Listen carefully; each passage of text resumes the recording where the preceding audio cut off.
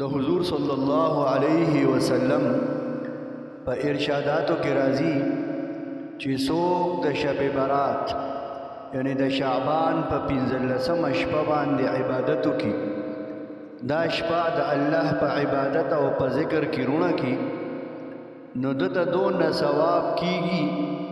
بنی کلبی او قبیله وا داغي ډېرې ګډې بیزې وې ساتلې. پیغمبر علیہ الصلوۃ والسلام فرمایي داغي د ګډو بیزو د برابر ثواب کی. کندکونه و داغي په یو کندک کې تقریبا 100 داغي نه سیوا غړي. بهرحال ډیر زیات ټکم دی الله جل شانه په دغه شپه باندې د خلکو بخشش او بخنه کوي. یو بل کتاب کې لیکي چې عیسی علیہ السلام مبارک یو ورځ یو غر ته وخته، پاغه غر کې دننه یو وړوکی شان غارو مخې ته ګټه پرته وه او پټ پکې یو سړی ناست و د الله عبادت یې کو. عیسی علیہ السلام تعجب سره ورغی، هلکه څه کوې دلته؟ یاره جي زه خو عبادت کوم د الله، د ریاکارۍ نه پاک بېغمه ناست، نه جنګ جګړې وي او نه غم ښادۍ وي، بېغمه پروت. هلکه څونه وخت یې وشو چې دلته ناست دی؟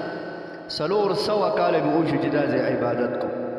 عیسی علیہ السلام ډیر تعجب وکړ، 400 کاله وشو ستا دلته ناست او عبادت کې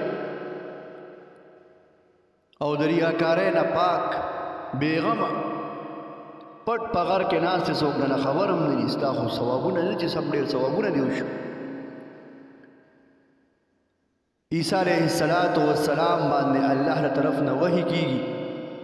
عیسی علیہ السلام یو امت را روان دی،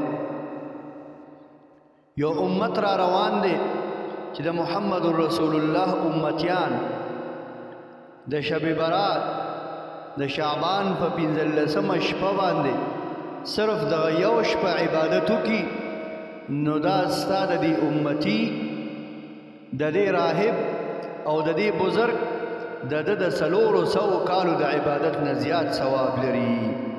لہذا په دغه شپه باندې د الله عبادت، نوافل، ذکر، تلاوت دا کول پکار دي.